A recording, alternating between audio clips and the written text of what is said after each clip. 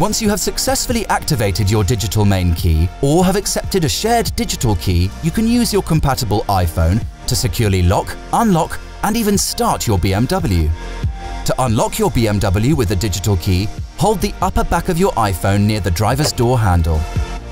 You do not need to unlock your device or open the My BMW app.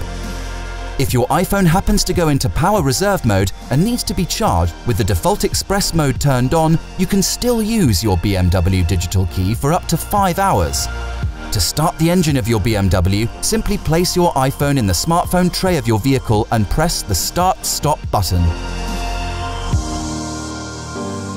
Continue watching our how-to series to get the most out of your BMW.